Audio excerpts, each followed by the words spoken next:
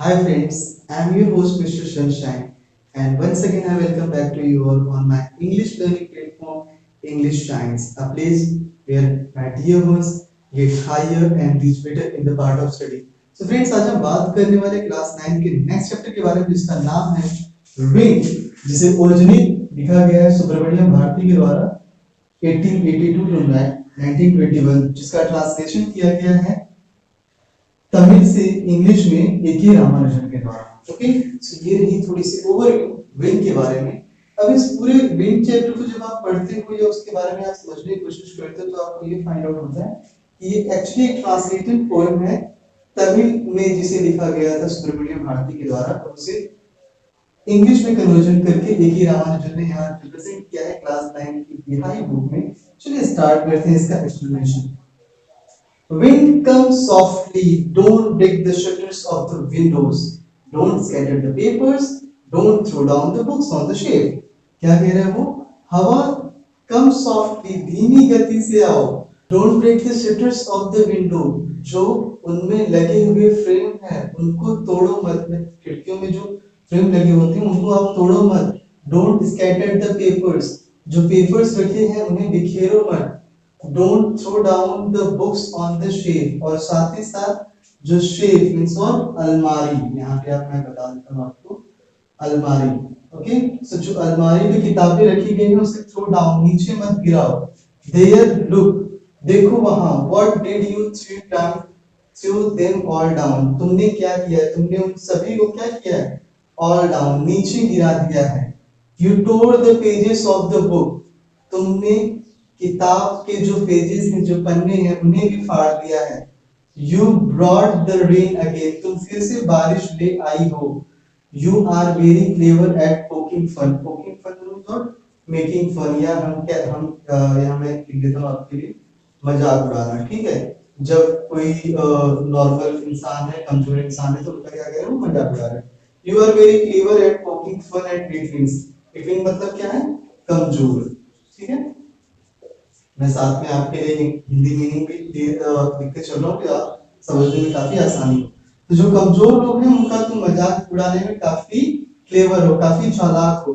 Frail crumbling houses, और साथ ही साथ जो कमजोर घर है तुम क्या कर रही हो, क्रम्बलिंग, उन्हें तोड़ दे रही हो या उखाड़ दे रही हो। मतलब क्या होता है, आप उसे ये भी कह सकते हो कि ब्रेक कर दे रही हो। ठीक है, सो आप जो कमजोर घर है उन्हें उखाड़ दे रही हो, तोड़ दे रही हो, जमीन से उन्हें नष्ट कर दे रही हो। क्रम्बलिंग बॉडीज, जो मनुष्य हैं उन्हें उनके जीवन को समाप्त कर रही हो। क्रम्बलिंग लीव्स, मनुष्य की जो जीवन शैली है उसे तबाह कर रही हो। क्रम्बलिंग हार्ट, जो हृदय है लोगों के उसे तुम तोड़ रही हो, उसे कमजोर कर रही हो। The wind god winnows and crushes them all, जो हवा के देवता हैं वो क्या करते हैं, वो इन सभी को तबाह कर देते हैं, इन सभी को नष्ट कर देते हैं। He will not do what you tell him, वो नहीं करेंगे जो आप उनसे कहने के लिए कहोगे। So come let's build strong homes, so यहाँ पे राइटर क्या कह रहा है कि हम गॉड, जो विंड है, विंड गॉड जो हवा के देवता है, उनसे जो कहने के लिए कहेंगे वो नहीं कहेंगे। मींस व्हाट, एक और भी बात यहाँ पे नहीं किया करते, जो एडवर्सिटीज होती है, जो प्रॉब्लम्स होती है हमारी लाइफ में, वो हमारे अकॉर्डिंग नहीं चलती हैं, हमें उनके अकॉर्डिंग चलना होता है। सो ये हम पे डिपेंड करता है कि हम उन प्रॉब्लम्स को कैसे फेस करके उनसे बाहर निकल कर आते हैं। So not do what you tell him, वह वो नहीं करेगा जो आप उससे कहने के लिए कहोगे, करने के लिए कहोगे। So come let's build strong homes, तो चलिए मजबूत घर बनाते हैं। Let's join the door firmly, और साथ ही साथ घरों के दरवाजे मजबूत बनाते हैं। फर्मली मतलब strong. Practice to form the body, अपने शरीर को दृढ़ बनाते हैं। मेक द हार्ट स्टीडफास्ट, और साथ ही साथ अपने हृदय को भी मजबूत करते हैं। जैसे यहाँ पे उन्होंने सारी कमजोर चीजों की बात की थी ना, इन सभी को वो यहाँ पे कैसे कन्वर्ट कर रहे हैं, स्टीडफास्ट में, फर्मली में, स्ट्रॉन्गनेस में। Do this and the will friend with us, यदि हम ऐसा करते हैं तो हवा हमारा मित्र बन जाएगा। The wind blows out weak fires, क्योंकि जो हवा होती है वो कमजोर आग को बुझा देती है। He makes strong fires roar and flourish. लेकिन जहां पर मजबूत आग होती है, जहां पे विशाल का आग होती है, क्या करती है? Roar and flourish. यहाँ रोर का मतलब क्या है? Sound of lion. तो यहाँ यहाँ लॉयन से बात नहीं कर रहे हैं, यहाँ बात कर रहे हैं कि जब बड़े पैमाने पर आग लगी होती है तो उसे वो और वृद्धि कर देती, मतलब हम कह सकते हैं कि वो उसे और हेल्पफुल होती है और बड़ा करने में। His friendship is good. We praise him every day. उसकी मित्रता अच्छी है, हम उसकी प्रतिदिन प्रशंसा करते हैं। So friends, ये रही ओवरऑल समरी चैप्टर विन के बारे में जिसे लिखा है सुब्रमण्यम भारती ने। मैं अब बात करते हैं इसके लिटरेरी डिवाइस के बारे में, बट उससे पहले एक हम्बल रिक्वेस्ट, अगर आप हमारे चैनल पर नए हो तो प्लीज हमारे चैनल को सब्सक्राइब कर लें, जिससे आपको इंग्लिश एनसीईआरटी इसी तरीके के ढेरों अपडेट्स मिलते रहें और हम इसके बारे में और ज्यादा जानते रहें। तो चलिए हम बात करते हैं अब लिटरेरी डिवाइस के बारे में। तो जब हम लिटरेरी डिवाइसेस के बारे में बात करते हैं इस चैप्टर की, तो हम ये देखते हैं कि राइटर ने इसमें बहुत ही बखूबी से जो राइमिंग स्कीम है इसमें उसका यूज पर्टिकुलरली नहीं किया है। मतलब क्या, एक ये फ्री वर्स पोएम है, एक मुक्त कविता है, एक छंद कविता है, जिसमें किसी तरीके से किसी राइमिंग वर्ड का कहीं भी यूज नहीं हुआ है।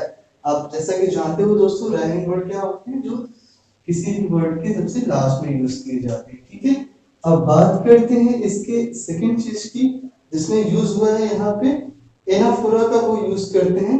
एनाफोरा में वो क्या करते हैं कि when a word is repeated at the start two or more consecutive line like anaphora don't 2 3 और 4 लाइन में, देखिए आप डोंट का यूज इन्होंने काफी बार किया है। तो यहाँ पे ये क्या कर रहे हैं? एनाफोरा का यूज कर रहे हैं। और यहाँ पे वो भी यू यहाँ पे भी एनाफोरा का यूज हुआ है। तो जब भी किसी भी वर्ड का स्टार्टिंग में जब यूज हो रहा है, when a word is repeated at the start of two or more consecutive lines, तो वहां पे एनाफोरा का यूज होता है। अब यहाँ पे पर्सोनिफिकेशन का यूज कर रहे हैं। अब पर्सोनिफिकेशन कैसे हो रहा है? When has been personified when the poet says that you are. Okay, so अब you are को जब वो पर्सोनिफाई कर रहे हैं तो यहाँ पे आप देखिए वो क्या बात कर रहे हैं? पर्सोनिफिकेशन। और आपको याद होगा पर्सोनिफिकेशन के बारे में बताया था। पर्सोनिफिकेशन का मतलब होता है मानवीकरण। ठीक है, अब मानवीकरण कैसे कि विंड तो नॉन लिविंग है, कि उसको as a human abstract living thing मान के उसके बारे में बात की जा रही है। ठीक है, अब जब हम बात करते हैं सेकंड के बारे में, सॉरी थर्ड के बारे में, तो यहाँ पे रिपीटिशन का यूज हो रहा है। रिपीटिशन कैसे? Crumbling crumbling crumbling crumbling crumbling, आप देख सकते हो काफी बार यूज हुआ है। तो क्रम्बलिंग क्या है? यहाँ पे थर्ड है। सो यहाँ पे हमने फर्स्ट देखा एनाफोरा के लिए, सेकंड देखा हमने पर्सोनिफिकेशन के लिए, थर्ड है यहाँ पे थर्ड का यहाँ पे क्या है? हाँ, एलिट्रेशन का यूज किया गया था। ओके, एलिट्रेशन का यूज किया गया था। और एक लास्ट निकल कर आता है यहाँ पर सिंबोलिज्म। ठीक है, अब सिंबोलिज्म में क्या कह रहे हो कि symbolism means the things refer to the same other things. Wind is a symbol. So wind क्या है? यहाँ पे सिंबल की तरह यूज हुआ है और ये चैलेंजेस ऑफ लाइफ किस तरीके से फेस करना है इसके बारे में बताता है। सो फ्रेंड्स, आपने इस चैप्टर में जान लिया राइटर के बारे में, पोएम के बारे में, उसके एक्सप्लेनेशन के बारे में और साथ ही साथ कुछ फेमस लिटरेरी डिवाइसेस के बारे में।